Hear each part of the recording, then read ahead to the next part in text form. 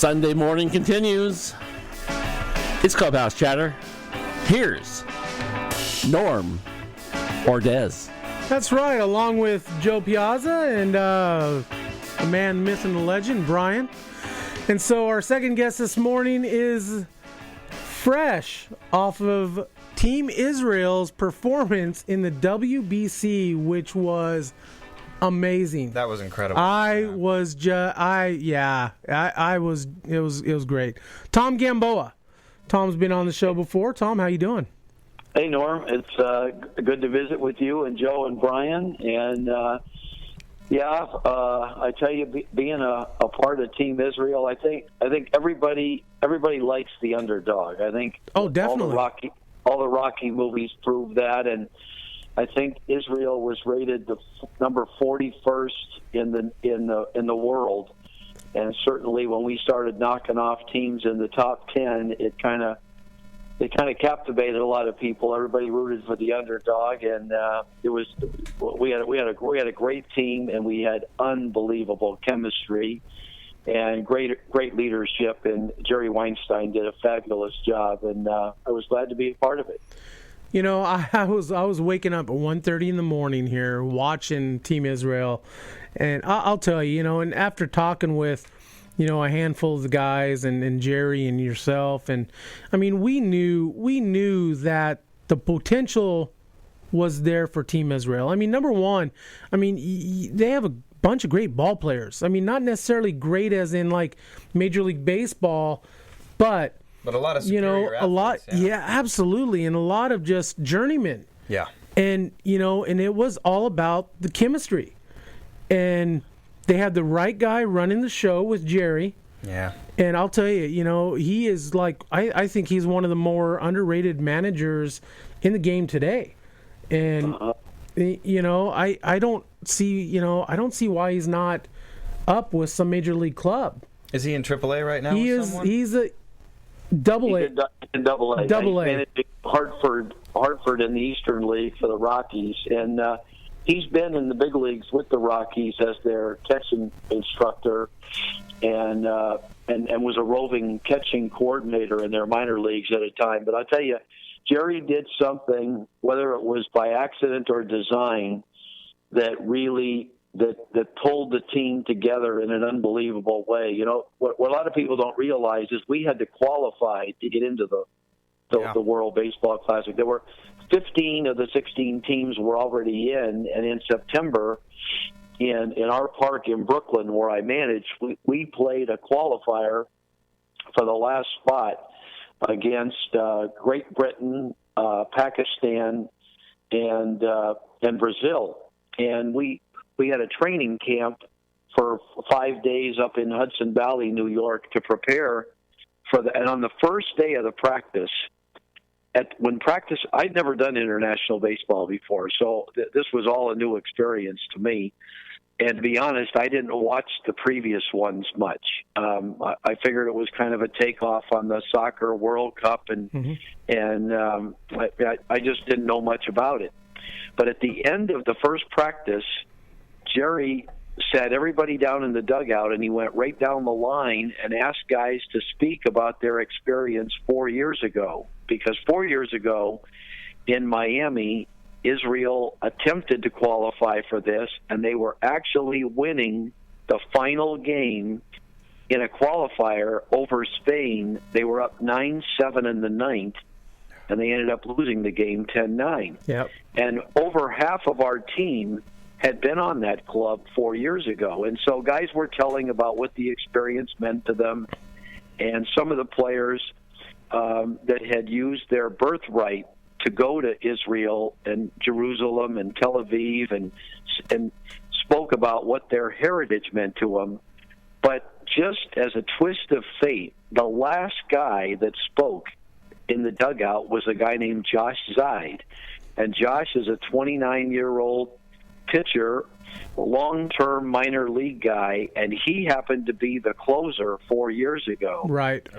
And when he started speaking about what that game meant, and I forget who, but a big league player hit a 2-run double to leave Israel on the field and beat them 10-9. Josh got so choked up that you'd have thought that it just happened the night before rather than 4 years ago. And he finished his talk by saying that he was determined to keep playing in the minor leagues to 2017 so that he could redeem himself and try to get Israel in. And I'm telling you, half the guys on the bench were in tears. I had tears in my... I was so choked up. I realized right away how meaningful this was. And I told Jerry when we went in the coach's room, boy, this just gave everybody a reason to really fight for something. And as anybody knows, when you're passionate about a cause, it takes your whole game to a higher level. Absolutely. No doubt about that. And we not only won the qualifier, of which Josh Seid was a big part of. Well, he won the game, didn't he? Yeah, he got the win. He got the win in a game. He got the save in another game. And when we went to Korea and played, Korea was number 3 in the world and had been at the finals of 2 of the previous 3 of these World Baseball Classics. It was supposed to just be a foregone conclusion that Israel was going to lose 3 and out. And when we won the opening game 2-1 in 10 innings, Josh Seid kept them at bay in the 9th and gave us a chance to score in the 10th and went right back out in the bottom of the 10th and got the save. And the whole team was just elated for him. So we were definitely on a mission and playing for a cause. And Josh Seid and his talk was unbelievably instrumental in our success.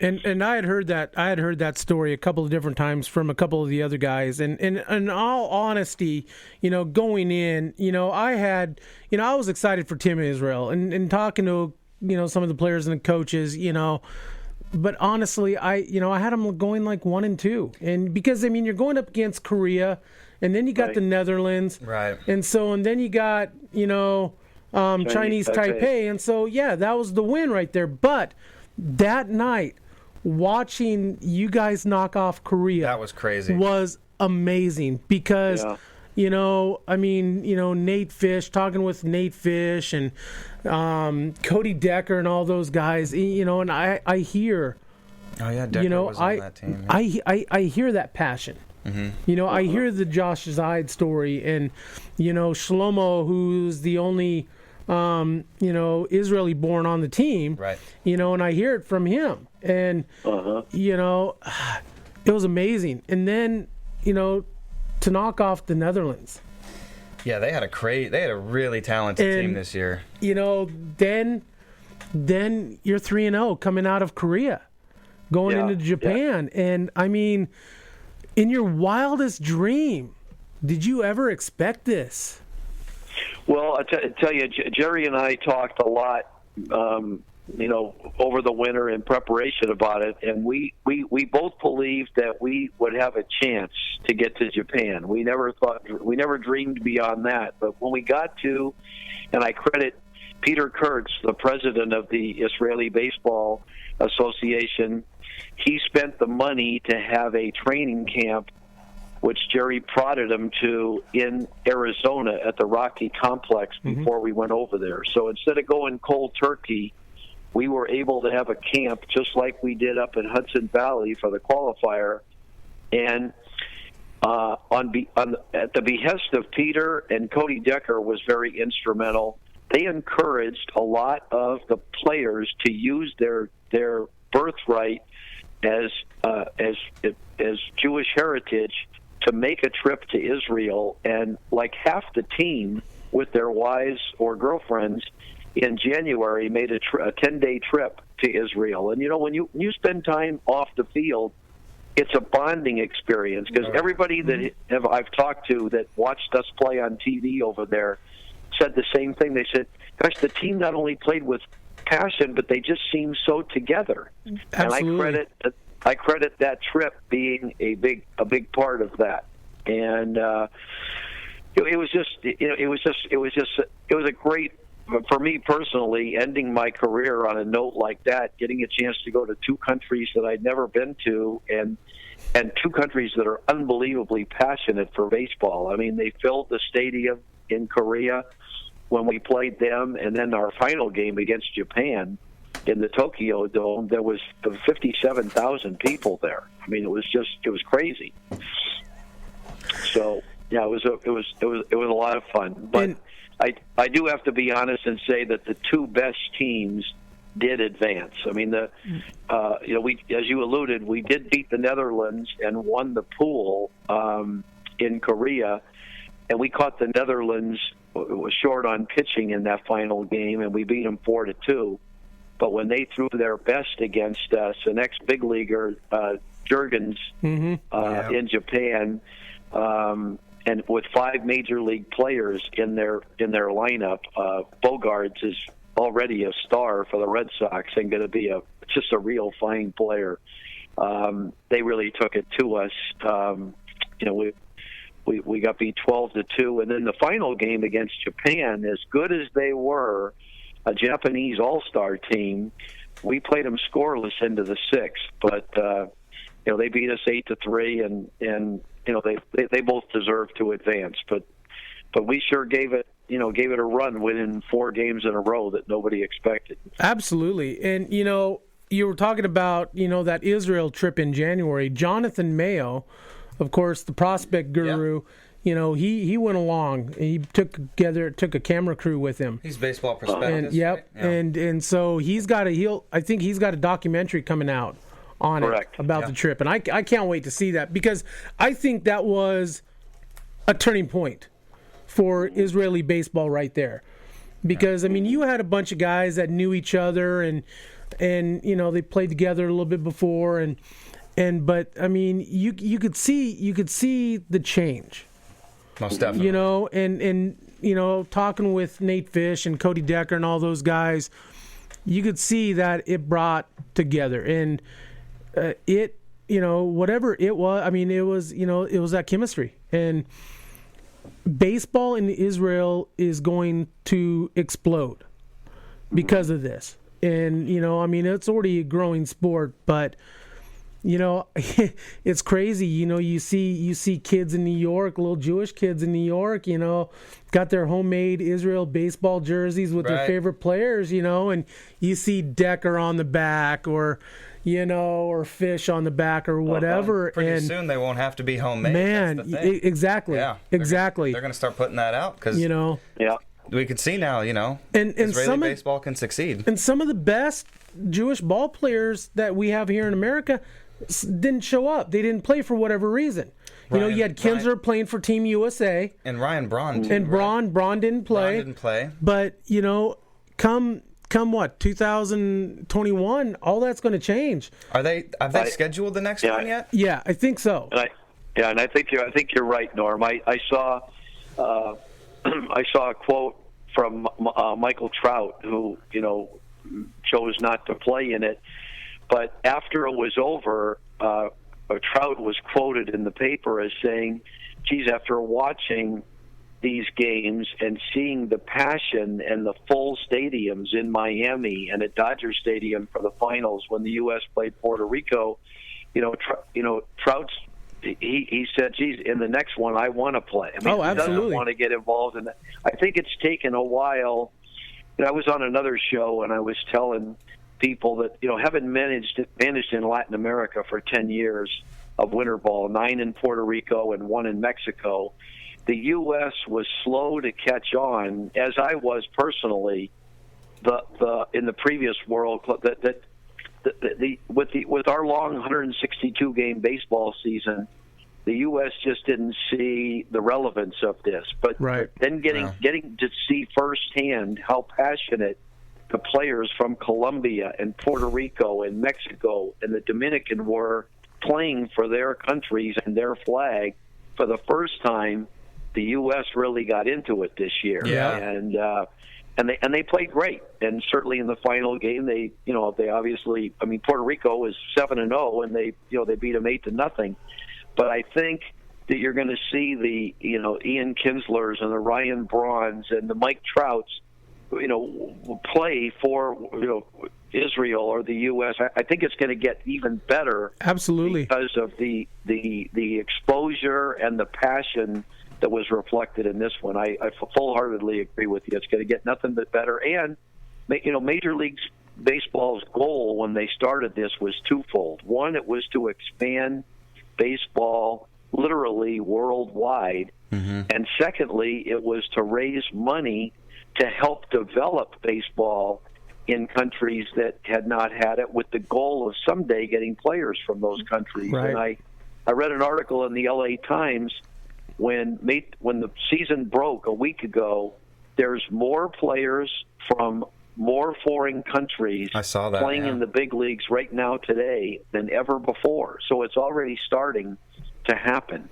And certainly when we played Pakistan when they were in the qualifier in Brooklyn, they did not score a run in 3 days. They were elated in one game when they got a runner to third base. Right. But they had fun. They competed, and they realized you have to start somewhere. So I mean, as bad as it may look on paper, you have to start as a beginning somewhere, and then you hope to grow from that. And certainly between our qualifier and our pools in Korea and Japan, I think Israel got somewhere around $1 million in money to go toward building fields and putting in lights and buying equipment and hiring coaches to teach kids to make baseball become a more growing sport over there. So and that's huge. It's all good. And that's huge. I mean, that, go to fields and stuff, which they desperately need. And, who knows? 4 years from now, maybe Pakistan is Colombia or Israel, Who knows? Yeah. I mean, and you saw where they didn't score a run, but they were, they had a runner on third base. And, I mean, for them, that's amazing. And baseball in Pakistan will grow. Well, and they showed up to play. That's the first thing. The World Baseball Classic, I don't know how much of it you watched. I watched as much as I could. I could. Puerto Rico, that's who I thought was going to do it, honestly, until the U.S. kind of stormed along. I did too. Yeah. Brian was getting annoyed with me because, I was texting him at 2 a.m. because of, what Team Israel was doing. I mean, I got into it. Yeah. And one, I mean, I knew some of the players playing, and it was amazing. It was probably one of the best baseball experiences that I've watched. And Puerto Rico, I mean, Javi Baez, oh my gosh, that kid is amazing. Yadier Molina, and some of the stuff his arm, it was crazy. Adam Jones's catch there in center field. Adam Jones with the if that happened in the World Series, that possibly would go down as the greatest catch in World Series the best history. Catch ever, yeah. But you don't hear about it as much because it was international exhibition baseball. Sure, exactly. And make no bones about it, it's not an exhibition. Well. Not really. And everybody realizes that now.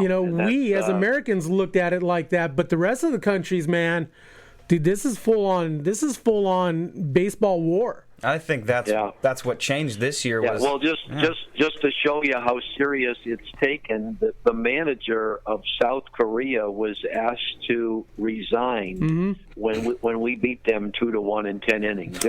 Boy.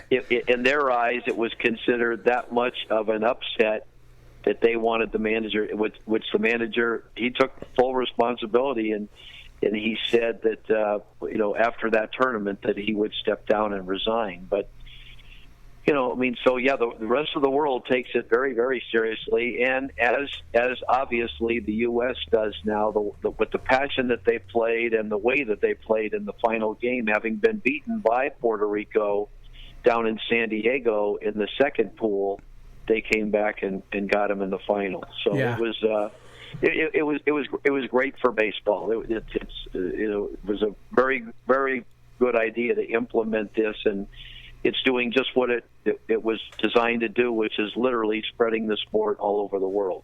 Now I got a question for you, Tom. Yeah. So there was a lot of controversy over how the teams advanced this year. Team Mexico got eliminated, even though they won their final game. And Adrian Gonzalez and several people kind of said, "I'm not ever going to play in the baseball classic again." Do you think it's reasonable to go by the total runs scored compared to innings? I think it was innings pitched compared to runs allowed or something like that. Your runs scored to runs allowed ratio. I read about that, and and knowing Adrian, I worked for the Padres for a long time. Adrian is a real class guy. And Adrian is an all-out gamer, and he's played in every one of these representing Mexico, and proud to do so. As I said, I had never done this before, and I did not know until we were in a 1-0 game with Brazil back in September in a qualifier when Jerry told me about the 5th inning. He says, "You realize what happens if this game is in a tie?" And I said, "Yeah, we keep playing until somebody wins." And he goes, "No, in international rules, if it goes beyond the 10th inning, you start with runners at first and second, nobody out." Yeah. And I thought he was joking. I never heard that before. And my point being is that obviously because of that was very unfortunate what happened in that Mexico-Venezuela game. Yeah. Because somehow, it was in Mexico. I don't know the details, but I do know that both teams were told that the winner of that game would advance. Right. And yet that's not what happened because. So I think what's going to happen now is they're going to have to really concrete the rules in. My understanding, though, is that in that case, if 3 teams ended up 1-2, it was the runs allowed per inning played because not everybody would play the same number of innings. Right. One team might have played 27 3 9-inning games, or another team might have played 26 because of a game ending in 8 innings where they didn't play the bottom of the ninth. Mm-hmm. And in that particular case, because Mexico lost the first game, giving up not 5 runs in the 9th inning and not getting an out, the debate was that they really didn't.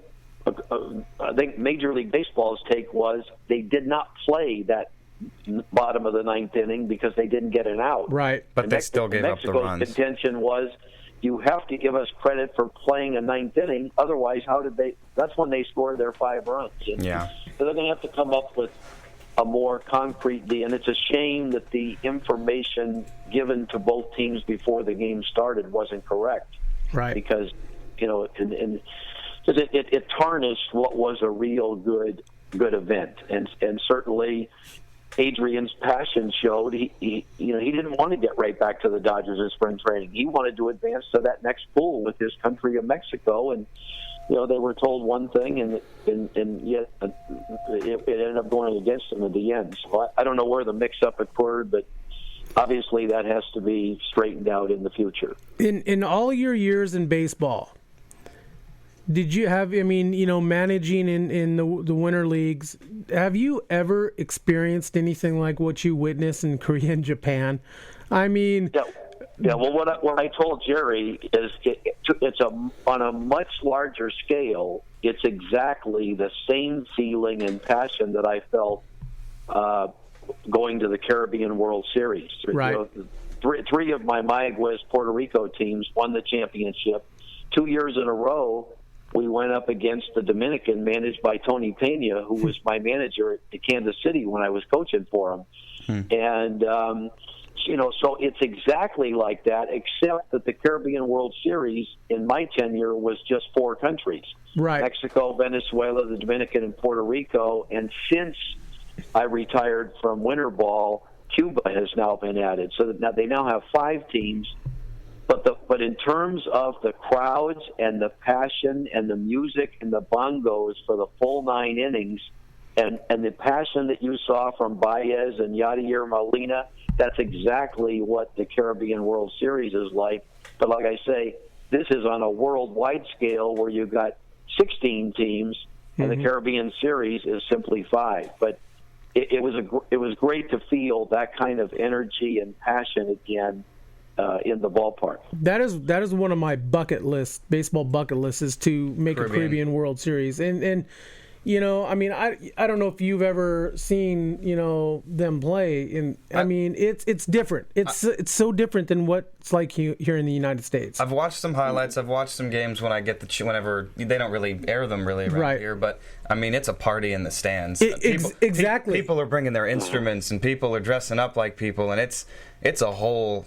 That's their thing. That's their national that's their national pastime, like it used to be ours. I remember years ago when I was doing security for the Salem Kaiser Volcanoes. We had the Everett Aqua Sox were in town, and we had there was a father there of one of the Aqua Sox, and he had a whistle, and so he'd be blowing the whistle. Well, I got told, hey, go talk to this guy. Tell him he cannot blow the whistle in the stands. Here in the United States, a whistle is an authority figure, and so it's different. You find whistles in the stands everywhere. Right. Down in the Caribbean. They probably hand them out over there. Exactly. Exactly.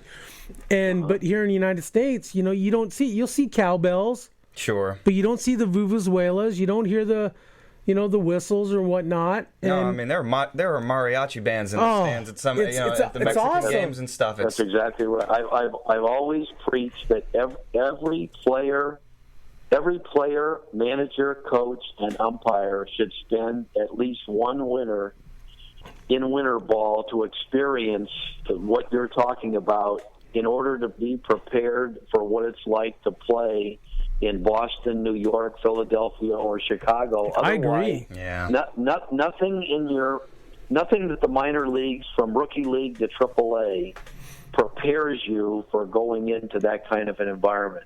But winter ball in Latin America, and it was great for some of our guys to. I mean, our shortstop, Scotty Burcham, played phenomenal throughout the tournament, and last year he played low A ball in Asheville, North Carolina for the Colorado Rockies. So for him to play in front of 57,000 people in Japan with the noise through the whole 9 innings, that's great experience for a young guy that's on his way up.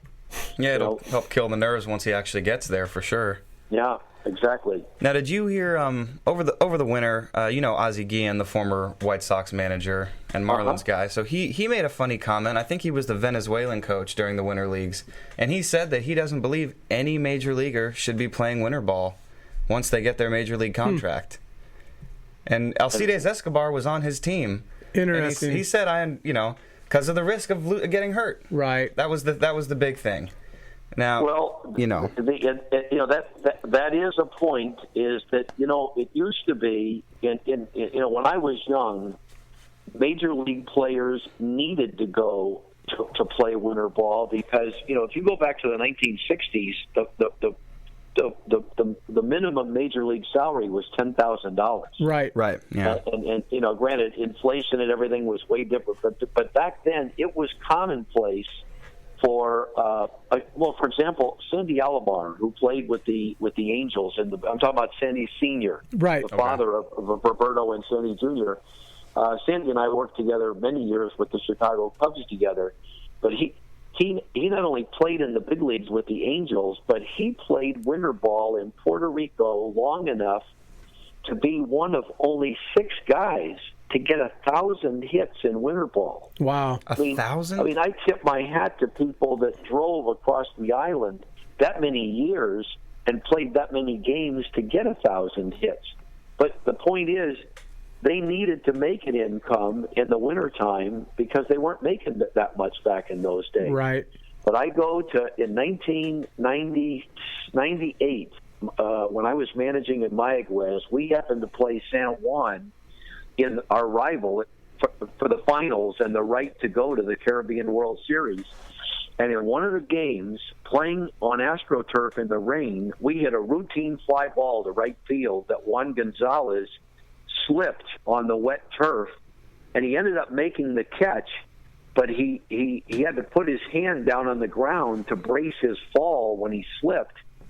And, of course, there was timeout. Everybody's out there. I told my coaches, we all better pray that he's not hurt. Yeah. And Guy Hansen, my pitching coach, said, what's the big deal? And I said, if he's hurt and he misses big league time, making $15, $20 million a year, it'll be the end of winter ball as we know it. Because instead of encouraging players to play, as Ozzie Guillen alluded to, the other side of the coin is now these guys are worth millions, and teams don't want them to risk getting hurt in the wintertime. And Juan Gonzalez ended up tearing ligaments in his thumb. He did not play that season, I want to say, until mid-May, and still led the American League, I believe, with like 41 home runs. This in the first 6 weeks. Wow! And sure enough, teams started to discourage their star players from playing winter ball. And you don't see it. You see like the, you still see some of the stars going over, but they won't play as many games. No, they'll show up, kind of make an appearance, sort of thing. Exactly. Get some, get so many at bats in, and then maybe show up for the playoffs and whatnot. But yeah, I think winter ball is a great thing, and I'm guilty of watching it. I'll find a website and watch it on the laptop, even though I don't understand a lick of it. What's going on? It's baseball in the wintertime for me. And I love it. I love it. I love the passion. It's really intense. It's pretty. It is. It's way cool. And so I agree. That's what kept drawing me to go back year after year. And it's fun. When you mentioned about players that play a few, it's an individual thing. I have a book coming out in about 2 months about my life in baseball and my scouting experiences and my many years in the minor leagues and then my big league tenure. But one of the things, just to show the other side of the coin of what you just talked about, one year when we won in Puerto Rico, I added Pudge Rodriguez to catch for us in the Caribbean World Series. Now, the Caribbean World Series is a week before spring training starts. Right. Mm-hmm. And here, Pudge was making more than $10 million a year at the time for Texas, and a Gold Glove catcher, and played we played like 60 games of winter ball, and now we're going to the Caribbean Series, and our first game against the Dominican went extra innings. And I asked Pudge after 9, we were tied 4-4. I said, "Hey, Pudge, you want to come out?" He looked at me like he says, "Tom, are you kidding?" I said, "Pudge, look, I want to win this game as much as you do. I mean, I feel like I'm half Puerto Rican all the years I've spent down here, but I'm thinking about your big league career and, your livelihood, because, you've caught 9 innings, you're going to start spring training here in a week." And he was, "Tom, this is my country we're talking about right now. I'm playing this game till we win it." And that game went 14 innings. Wow. And that's a Hall of Famer now. And the very next year when we won again, I took Roberto Alomar with us to Hermosillo, Mexico for the Caribbean World Series, and it was the same thing with Robbie. I said, "Robbie, if you want to play like every other game or something here, I'm just trying to, for your benefit, to get you ready for spring training." And he says, "Hey, Tom, you're the manager, but if it's up to me, I want to play every inning of every game." And I said, "Well, that's easy for me to write your name in there." But my point is, here's 2 guys in Alomar and Pudge that were so proud of the Puerto Rican uniform they were wearing, playing for their country. They didn't want any time off. It was like, I'll deal with the big leagues when the season comes, but right now I'm playing for my country. Right. Yeah. So, but you're right. In most cases today, you do see a lot of guys that forego the winter season in the Dominican, and then right near the end, they'll get in shape so that they can go to the Caribbean World Series and get a few at-bats before they go to spring training, and at least let their home fans see them play once in a while. Yeah, international ball, it's a different monster, Yeah. It is, and it definitely has its place. And I'll tell you what, the World Baseball Classic, as Americans, I think we're looking at it differently now. Oh, well, now that we won, for sure. I mean, going in, there was no reason why we should have been 10-10 overall. I mean, we've got some of the best players some of the best athletes in the world. Yeah. They just don't come out. But, exactly. And with this team, winning it and, missing some key players, tell you, Puerto Rico and the Dominican, those guys are showing how to get it done. And man, I'm with Joe. I thought Puerto Rico was going to win it all. Yeah, I did. And I had U.S. up there, but Puerto Rico, man, they had the passion. And I'll tell you what, the United States, they showed that they had the passion too. They showed up. And so, well, I think we're going to see in 4 more years Japan, Korea, I can't Puerto wait. Rico, they're going to come back with a vengeance, I tell you. And it's not, I can't wait, not necessarily for like teams like USA, but for like Colombia and, Israel to come back, and some of those lesser countries, Brazil, managed by Barry Larkin, and those guys come back in Spain. I mean, baseball is growing in the world. China, look out for China in the next 10 years. China's going to be strong. And so, I don't know strong as in winning the World Baseball Classic, but they'll show up a lot better than where they were this year. Now, here's a throwback for some international baseball, Tom. 71 and 72, you were a player manager in Ontario. Is that correct? Yeah, up in right outside of Toronto. That's right. So that's kind of a lost art. I mean, you don't really see that very often anymore. You don't see the player manager, at least not in the majors. I know Manny Ramirez did a little bit of that with the Cubs a couple years ago, but that's sort of a lost art. What was your experience penciling in the lineup and playing in it? Yeah, well, I was signed to play center field, and we were about halfway through the season when the manager, who I was close to, and it brought me from the States to play there, he got in a disagreement with ownership and got fired, and I really don't know why, but I was asked to be the manager, which was very awkward, calling timeout from center field coming in. I had signs to the bullpen, and then when I went back the next year, I actually played primarily first base the next year. I knew I was going to get into coaching and managing, so when I played first base, it was way more easier to run the club on the field than from center field. But it was in the lieu of how my career went, it was very beneficial for me at such a young age to manage while I was playing. And I was there 2 years. I was a 2-year All-Star. We made the playoffs both years. Nice. And then I went into scouting, and then came back into development. I always knew I'd end up getting into managing and coaching, and I'm glad I did, and I'm glad I got started at such a young. It was just a fortunate opportunity. So you spent some time as an Orioles scout in the 70s. You were a Cubs coach in the 90s, and with the Royals in the early 2000s. You got to see some pretty talented ball players around then. I mean, there's Carlos Beltran, Mike Sweeney with the Royals. The Cubs in the 90s, that's Sammy Sosa and that crew. So who would you say was maybe the guy that left the biggest impression on you, or just your favorite to hang with or watch play, any of that?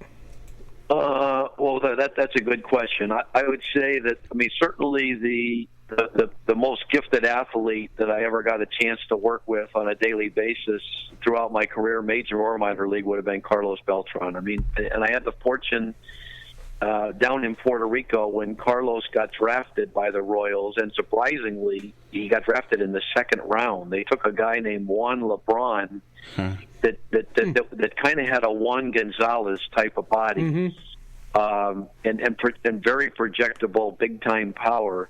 He was taken in the first round from Puerto Rico, and my pitching coach Guy Hansen was the major league pitching coach of the Royals at the time. And Carlos was playing at 19. He was playing in the Puerto Rican League against big leaguers when he was in low A ball. And Guy said, "I want you to take a look at this kid Carlos Beltran that we drafted." Well, he had an unbelievably athletic body, and even at 19, being overmatched against big league pitching in Puerto Rico, you could see that this was a 5'2". He ran like a deer and ran so easy. He had great instincts on the bases. He could field, he could throw, he had power. And then one day we played Arecibo, and I threw a left-hander against him. And I said, "Oh my God, you didn't tell me he's a switch hitter." He came up hitting right-handed. I said, so a few short years later, in the early 2000s, when I got to Kansas City as a coach, Carlos was in his third year in the big leagues. And I remember he did something that you just don't see. Carlos had struggled right up till the All-Star break, but from the All-Star break on, he just went off. It was a 2.5-month not a 10-day hot streak. And I remember telling guys on the club, my God, he's going to drive in 100 runs. And they said, no, there's just not enough time left. And I said, no, he's gonna stay hot the rest of the way. Well, his last at bat that season, we played against the Detroit Tigers in Detroit, and Carlos came up and hit a grand slam in the ninth to get his 100 RBI. Wow. Oh, jeez. And I mean, he had, over a 2-year stretch, he stole 75 out of 76 bases. Yeah. He had speed and he had instincts, so he, without a doubt, was the most talented player. And of course, as his career has gone on with the Mets and the Yankees, and when he really became a national celebrity with that playoff at Houston. In Houston, right. yeah. He's such not only a passionate guy for his country, a born leader on any team that he plays, and a veteran, and I hope a guy that is going to represent Puerto Rico in the Hall of Fame, I think, before his career is done. That was my next question. First ballot Hall of Famer? I say without a doubt. He's a switch hitter. He's got more than 300 stolen bases and 300 home runs. Yeah. It's, I'm prejudiced, but I think when you look at the stats, I think that it's going to come to be, and he's such a class person. And that's, you never hear any controversy. Right. I mean, him and Jessica, they married young. They've had a solid marriage. He was so well raised that I'm just very, very proud of what his accomplishments have been. And you could see it coming from a scouting standpoint very early on. Can you imagine? Can you imagine the party? Yeah. Oh, God. Yeah. No. Oh, it'll. Yeah, I can't even imagine. Oh, I'm seeing Carlos with the Puerto Rican flag up there on stage. It's going to be like Pedro with it's the going to be Dominican like again. Yeah. exactly. The whole country's going to show up. Well, see, when he was 19 and played on that Arecibo team, he kind of, I don't want to say idolized, but he was a protege and learned under Bernie Williams was the star player of Arecibo at that time. Yankee as well as with the Yankees. And so, Carlos is a big believer in passing on. The Bernie Williams taking him under his wing, Carlos with the various teams he's been with, the Mets, the Astros, the Cardinals, the Yankees, now Houston again. He's the first one to point young guys in the right direction and kind of pass the baton. So I couldn't say enough good things about him on or off the field. And my second guy, and it's a shame that we lost him too soon in this world because he passed away at 41, but I had the pleasure of managing Ken Caminiti in Mayaguez when he was a AAA player and had not been to the big leagues. And I was tried like crazy I was working for the Detroit Tigers at the time, and I was trying to get Detroit to trade for him. And, of course, Ken went on to become a big star, and in fact, the National League MVP in his Padre years. But other than running speed, Ken was a four-tool player and a great makeup and a great team player. And it's a shame that the world lost him at such a young age. But it shows what the drugs and alcohol, it just leads you down a bad road. And he just had demons that he just couldn't control. So we'll close it out with this. So my picks for the World Series is Washington Nationals and the Houston Astros. And Carlos Belt, he plays a big part of why I picked the Astros. I mean, I don't see it. You don't see it? I don't see Houston getting there. Oh, man. I think the pitching is going to falter. Yeah. And they strike out a lot. They do. That is true. But if there was a reason they got there, I think it would be Carlos. It's for the younger guy. You look at Altuve and Correa, and Beltran is a great person for them to look up to. Altuve is already he's already a star. He's already a stud anyways. Yeah. But yeah. Who do you see there, Tom? Who's your World Series picks? Well, I have to go with the Cubs repeating because their talent level is so good, and what I don't see written up much is that they're so young that their best years Baez and Bryant and Schwarber, their best years are in front of them. They're still developing, and they've already won a world championship. I do think that with Chapman gone, the one questionable piece would be the closing scenario for them, and I wouldn't be surprised if Epstein comes up with somebody over the course of the season to cement that piece. But talent-wise, they're going to be very, very difficult. Absolutely, I agree. Oh yeah. Who do you think is going to be playing them? You think it's going to be the Astros, the Rangers, maybe the White Sox or Red Sox rather? Well, that to me, that's a flip of the. I could see a lot of teams having a good year and getting there. I don't see a surefire pick in the American League, but I'd be shocked if the Cubs are not there representing the National League. I don't think that the 103 wins was a fluke at all last year. Not even close. And I wouldn't be surprised if they won more this year, now that they've learned and proved to themselves that they can win at the big league level. Because, like I say, these guys that are 23 and 24 years old, most guys don't peak out and get to their best until they're 27, 28, 29. So I just feel that they're going to be like the Braves were in the 90s, where I know they only won one World Series, but the Braves were in the playoffs 14 years in a row, and the Cubs are probably going to go on that type of a venue because their talent level is just so good. We shall see. I mean, it's hard to argue with against the Cubs. I mean, they are talented, very talented, and coming off a World Series, and you're absolutely right. They're young, and Epstein might be the best baseball front office guy that ever at this point. He's broke 2 curses.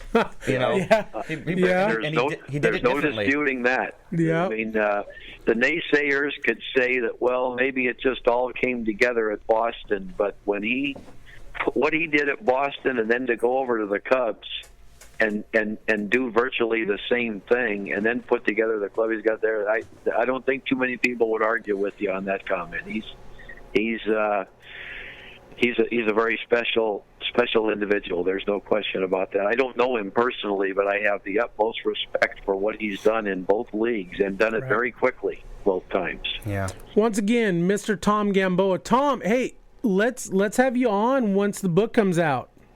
Okay. Well, that'd be fine. Yeah. I guess it's good.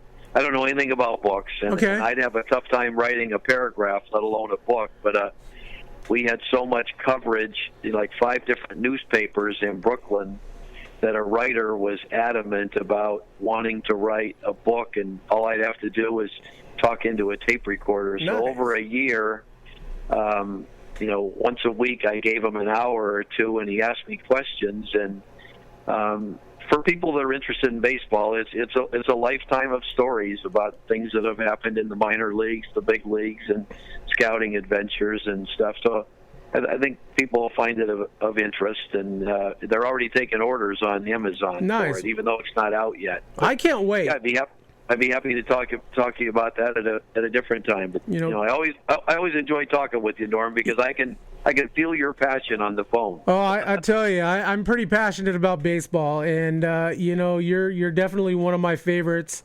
talking baseball with, and I'm just happy that I'm able to get to talk to people like you. I mean, you're one of the best in the business, and it's awesome. It's always good talking baseball with you. Yeah. It was great to talk to you, Tom. All right.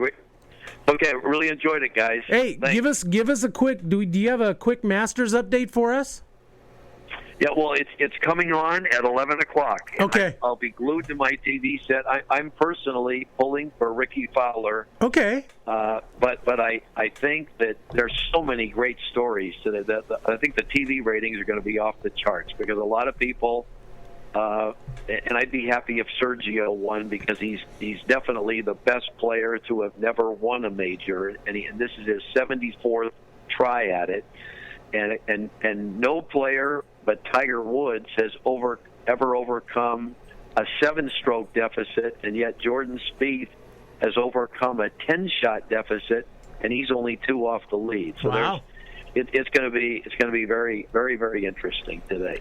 I hear you're coming to Bend, Oregon, to play a little golf here this summer. Oh my gosh! You have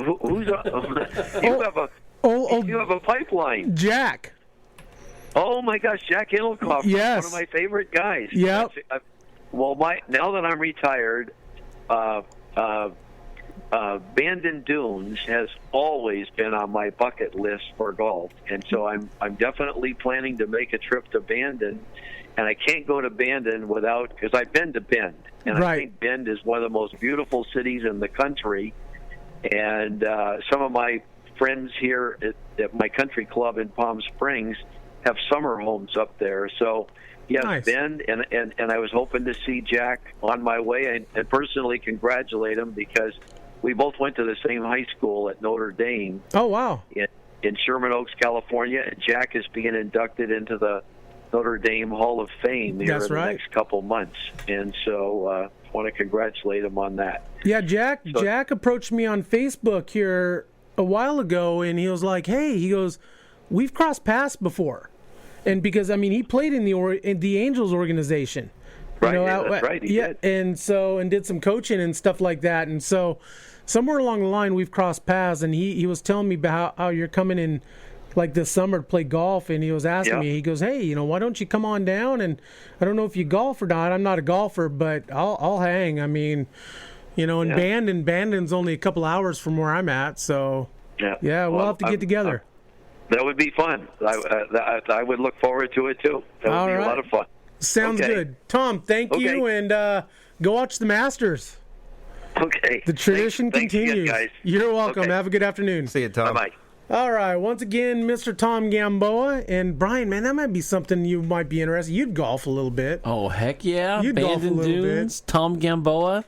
What a day that would be. You're the golf. I'm not the golfer. Well, like you said, you can hang. Dude, I will give you guys beers and carry the bags. You can caddy, yeah. Bandon's a step up from my usual beer game. Have you ever been to Bandon? Been to Bandon, never played it. Okay. I've never seen it. I've heard about it. I haven't It's seen expensive. Nikes.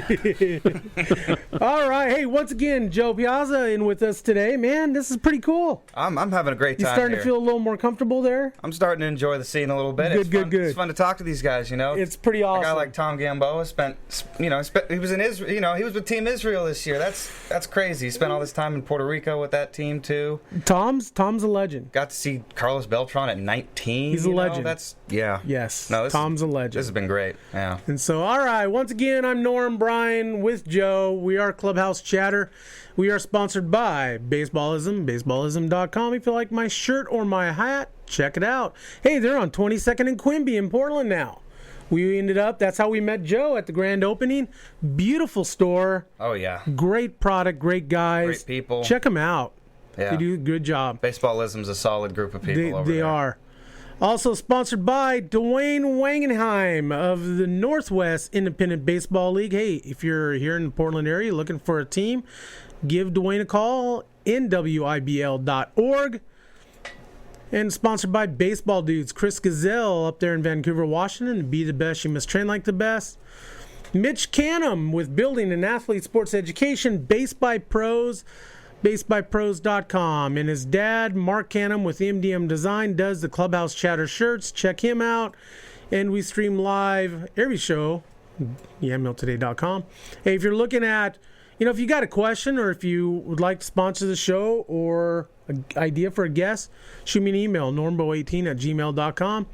You can find us on Twitter, Clubhouse Chatter 1T, YouTube, iTunes, Facebook.